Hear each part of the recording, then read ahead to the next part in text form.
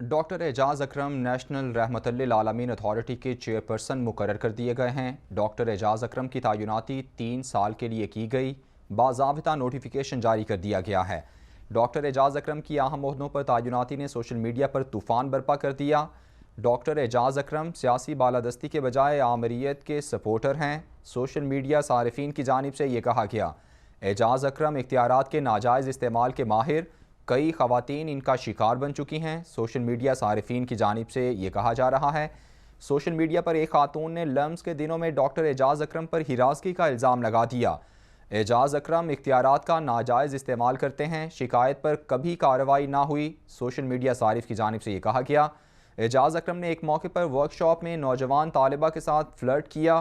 Social media صارف کی جانب سے یہ کہا گیا ہے۔ اینکر پرسن منصور اعظم قاضی ہمارے ساتھ موجود ہیں، ان سے بات کریں گے۔ قاضی صاحب، ایک طرف رحمت للعالمین اتھارٹی کا نام اور دوسری طرف جن صاحب کا نام سامنے آ رہا ہے، ان کے بارے میں اس طرح کی باتیں سامنے آنی کیسے دیکھ رہے ہیں آپ؟ جی تھینک یو ویری مچ معظم۔ سب سے پہلے میں یہ بتاؤں، دیکھیں ہم سرکاری طور پہ ایک مسلمان ملک ہیں۔ آرٹیکل 2 آف دا کانسٹیٹیوشن بھی کہتا ہے، وہ میرے خیال میں ہمیں اپنے آپ میں روز نئی اتھارٹیز بنانے کی نمبر 1 ضرورت ہی نہیں ہے۔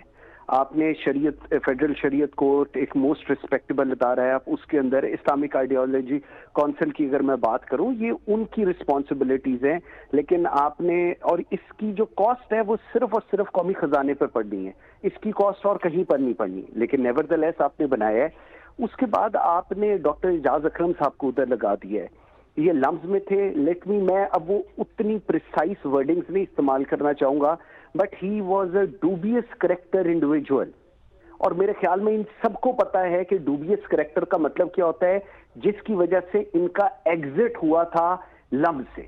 آگے آ جائے جی، ہراسمنٹ کے کیسز تھے ان کے، وہ بھی ہم سب کو پتا ہے۔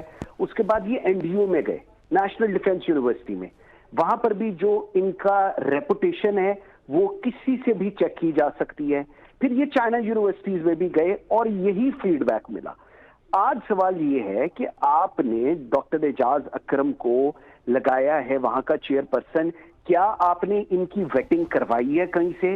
آپ کے پاس دنیا کی پریمیئر انٹیلیجنس ایجنسیز ہے، آپ نے کیا ان سے ویٹنگ کروائی؟ جواب ہے نہیں۔ آپ نے کسی سے فیڈ بیک لیا؟ جواب ہے نہیں۔ آپ نے ان کے لمز کے، ان کے این ڈی یو کے، ان کی جو باہر کی یونیورسٹیز ہیں، ان سے کوئی چیک کیا؟ آپ ایک اتنی پوزیشن کے اوپر ایک شخص کو لگا رہے ہیں، یہ ایک بہت اہم عہدہ ہے، لیکن آپ نے فیڈ بیک آپ کے پاس ہے کوئی نہیں، اور آپ نے ان کو لگا دیا جس کے اوپر آل ٹوگیدر ایک پہلے ہی کوسچن مارک بہت سارے کھڑے ہیں۔ آپ کیا چاہتے ہیں کہ رحمت للعالمین جو آپ نے یہ پوری چیز بنایا ہے اتھارٹی، اس کا چیئر پرسن ایک ایسا شخص ہو جو ڈوبیس کریکٹر کا ہو؟ آپ چاہتے ہیں ایک ایسا شخص ہو جس کے اوپر ہراسمنٹ کے کیسز ہوں، ایک ایسا شخص ہو جس کو آپ نے ویٹ نہیں کرایا اور جس کو لے کر پورے ملک کے اندر ایک ایسے جیسے پتہ نہیں کون سی قیامت آ گئی ہے، وہ سچویشن کریٹ ہو گئی ہے۔ اگر میں پھر یہی کہوں گا کہ اگر آپ لوگوں کے پاس اتنی انٹیلیجنس ایجنسیز ہیں جس کی پوری دنیا میں ہم تعریفیں کرتے ہیں، آپ ان سے فیڈ بیک لیں، آپ ان کو بلائیں لوگوں کو اور آپ ان سے پوچھیں، آپ این ڈی یو والوں سے پوچھ لیں، آپ ان یونیورسٹی لمز والوں سے پوچھ لیں کہ جی ہم نے ان صاحب کو اس جگہ پر لگانا ہے، تو آپ بتائیں ان کا فیڈ بیک کیا ہے۔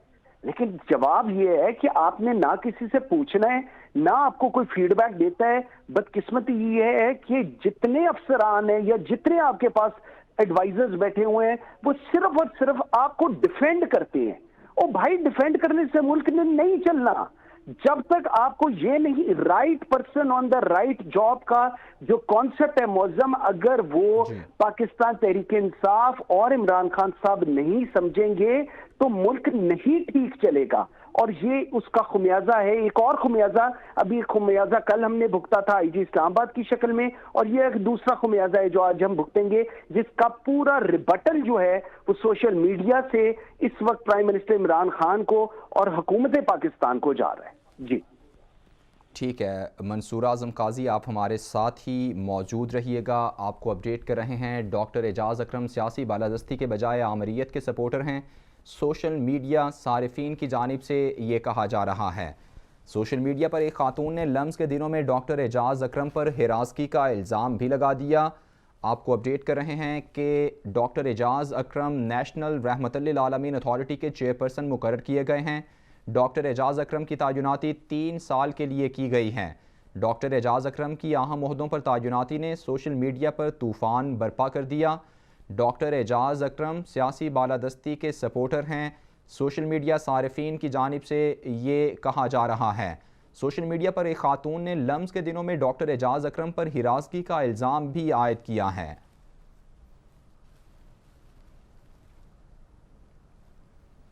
اینکر پرسن مرتضی ڈار ہمارے ساتھ موجود ہیں۔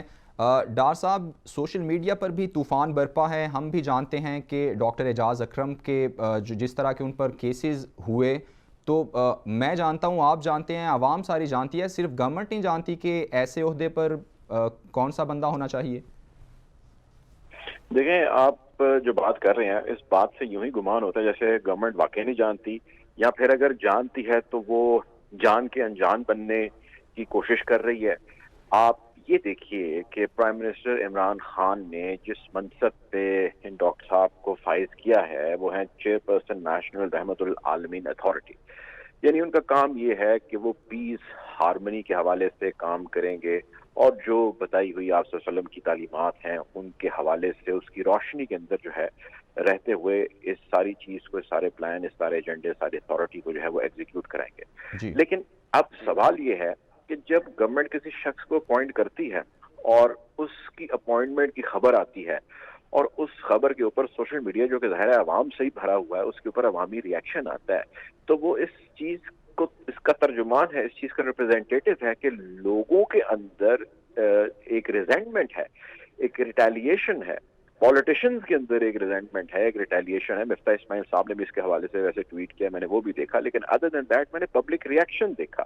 آپ بھی جا کے دیکھ سکتے ہیں، جو ہمارے ناظرین سن رہے ہیں وہ بھی دیکھ سکتے ہیں۔ وہ یہ کہتے ہیں کہ جی یہ جو صاحب ہیں، یہ ان کے اسکول آف تھاٹ یا ان کی رائٹرز یا ان کی رائٹنگ اس چیز کی جانب اشارہ کرتی ہیں کہ یہ ڈیموکریٹک یعنی کہ جمہوری نظام حکومت جو ہے وہ اس پہ کوئی خاص بلیو نہیں رکھتے۔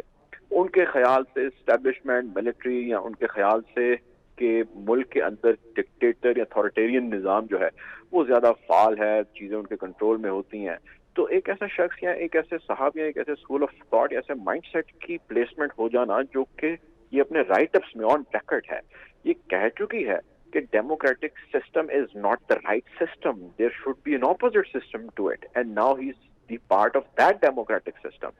So where would he stand? ایک تو چیز یہ، دوسری چیز یہ جو ان کی ذات سے جڑی ہے، جس منصب کے لیے ان کو یہاں پہ لایا گیا ہے اور جو ذمہ داری ان کو دی گئی ہے، ان سے ہم بہت ساری چیزیں ایکسپیکٹ کرتے ہیں جو کہ آؤٹ آف دا وے اچھی ہوں، اور وہ ایک ایسی پرسنالٹی ہو جس کو لوگ پسند کرتے ہوں اور ان کی فالوئنگ ہو اور ان کی بات سنیں اور سمجھیں اور بڑا اچھا اس کا ایک انیشیٹو ہو۔ اس کے برعکس ہم دیتے ہیں کہ یہاں پہ نتائج نکل رہے ہیں ان کی ذات سے جڑے، ان کے جو پرانا انسٹیٹیوشن ہے لمز میں جو پڑھاتے رہے ہیں، بہت سارے لوگ سوشل میڈیا پہ یہ شور ڈال رہے ہیں کہ جی ان کے اوپر ہراسگی کے الزامات ہیں، ٹھیک ہے، ان کے خلاف کاروائیاں نہیں ہو پائیں، تو کاروائیاں نہیں ہو پائیں، ہراسگی کے ان کے اوپر الزامات ہیں۔ اس حوالے سے رزلٹ کیا ہے، فائنڈنگ کیا ہے، اگر کوئی انکوائری ہوئی ہے، نہیں ہوئی ہے، اگر وہ اس میں کلیئر ہیں تو وہ سامنے لائیں کہ جو اس کے اوپر کلیئر ہیں، لیکن اگر وہ اس میں کلیئر نہیں ہے یا یہ ساری چیزیں ایلیگیشن ہے تو he has to prove it. If he can not prove it then there is a point of concern.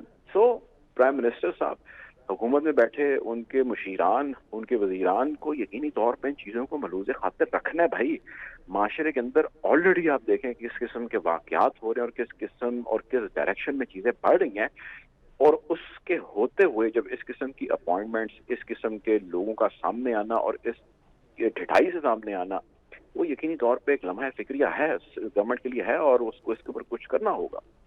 ٹھیک ہے، گورنمنٹ کے لیے لمحہ فکریہ ہے اور اس پر کچھ ڈیفینیٹلی کرنا ہوگا۔ بہت شکریہ، مرتضی ڈار اور منصور اعظم قاضی ہمارے ساتھ موجود تھے۔